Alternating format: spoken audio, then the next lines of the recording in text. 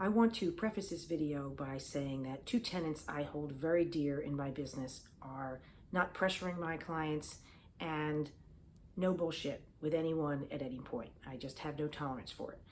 And I say that because this video is actually about 5 reasons why buying a home in fall of 2022, yes, with the current economic conditions and everything that's going on, might actually be a wise decision. I didn't want you to think that that was a smoke and mirrors kind of thing, because I wouldn't do that to you.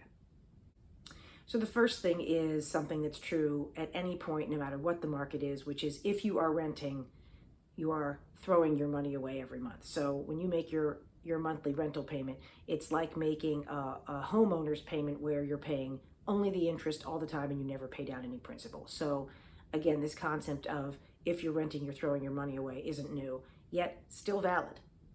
Because of the economic situation and the high interest rates, a lot of other buyers have pressed pause on their search.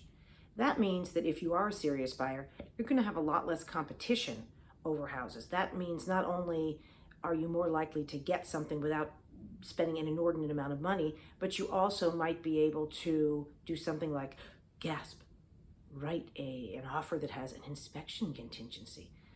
In the earlier part of this year, nobody was getting homes if they had any contingencies. But again, now with a little cooling of the buyer market, if you are a buyer, you might actually be able to submit an offer that you're more comfortable with and actually have it accepted.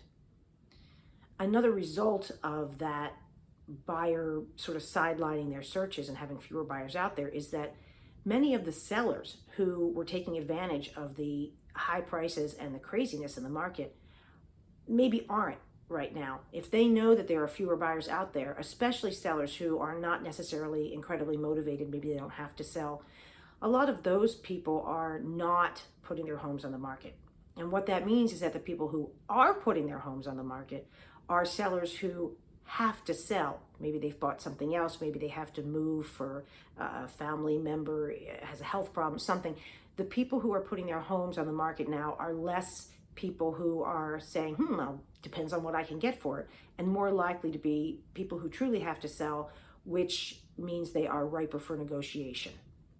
Another effect of all of these buyers sort of waiting on the sidelines is the expectation that in the spring, when in theory, people have a clearer idea of what the economy is doing and it's a little bit less volatile, that there's going to be a big pent-up demand for housing, which means in spring of 2023, we are likely to see a lot of buyers all of a sudden kind of come out of the woodwork. And that puts us right back into this high demand, low supply scenario, which drives prices up and again means more competition and less likelihood of being able to write offers with contingencies, whether it's a mortgage contingency or it's an inspection contingency or anything else. The last thing I want to address is the elephant in the room, which is the really high mortgage rates right now. They're actually not that high. There have been plenty of times when mortgage rates have been 12, 13, 14%. Now, obviously, we all hope they're not going back to that, and there's no reason to think that they are. But right now, with people having gotten used to rates in the 3s and the 4s and even the 5s, where we are right now, which is in the 7s, sounds like, and is a lot. But that's a fixed 30-year rate. You might want to think about an adjustable rate mortgage. Now, I think this is the most important piece of this topic. A lot of people do not understand what adjustable rate mortgages are. They confuse them with balloon payment loans. So if somebody says, well, I have a 10-1 ARM, they think that means that in 10 years, the remainder of the principal of the loan is due. That's not the case.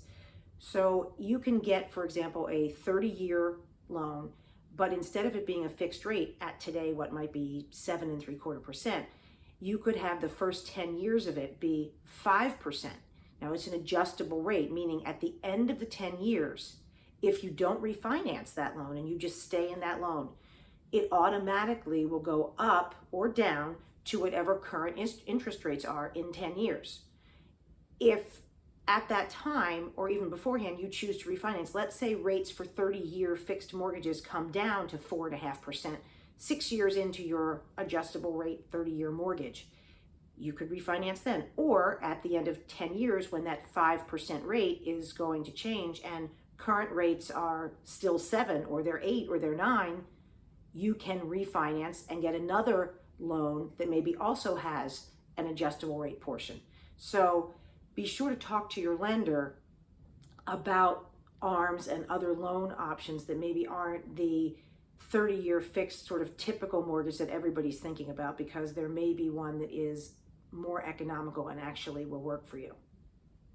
So those are just a few reasons why it might make sense for you to buy right now. Everybody's situation is different, so it still may not be a good time for you to buy. But I just thought that it was worth mentioning these 5 points, and maybe they will help you make a decision either to buy now or not to.